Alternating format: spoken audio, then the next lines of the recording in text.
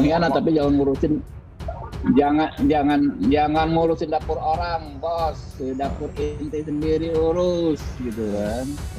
Ya. Kita nggak mengurusin PKS jangan ngurusin Gerindra. Berjanji bicara apa, lalu kenyataannya apa, kan begitu. Silakan kalau misalnya memang jago berkata-kata, kita tahu kok. Mau ngeles apapun faktanya kami dikhianati. Sesederhana itu, Bang. Kalau memang mau nih, nggak usah sampai 7 kali lah ngajak Mas AHY menjadi cawapres Mas Anies. 7 kali dari Januari sampai sekarang. Oke. Saksi pertama. Tiba-tiba ada perubahan yang sangat fundamental dan mengejutkan begitu.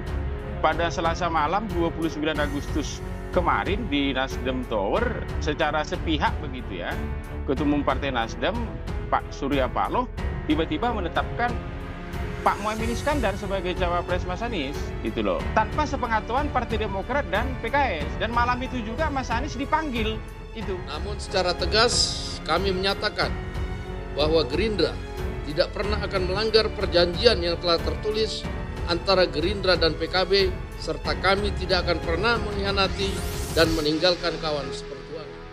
Dengan dinamika yang terjadi terhadap keputusan yang telah diambil oleh PKB, yaitu menerima kerjasama politik dengan Partai Nasdem, sehingga otomatis menyebabkan kerjasama politik antara Gerindra dan PKB berakhir, atau koalisi KKR menjadi bubar dengan sendirinya pada prinsipnya. Wakil Ketua Umum Partai Gerindra Habibur Rahman menyatakan partainya terbuka dan siap menerima Partai Demokrat untuk bergabung bersama Koalisi Indonesia Maju dalam Pilpres 2024 nanti. Habibur Rahman menilai baik Prabowo Subianto maupun Ketua Majelis Tinggi Partai Demokrat Susilo Bambang Yudhoyono dan Ketua Umum Demokrat Agus Harimurti Yudhoyono memiliki pandangan yang bertautan di bidang politik. Sepertinya nyambung saja kalau Pak Prabowo dengan Pak SBY dan juga Mas AHY.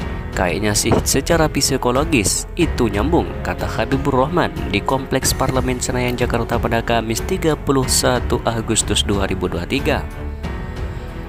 Menurut Habibur Rahman, ketiganya sama-sama memiliki latar belakang militer dan kemudian terjun ke dunia politik dan membentuk sebuah partai politik yang bisa lolos hingga ke parlemen.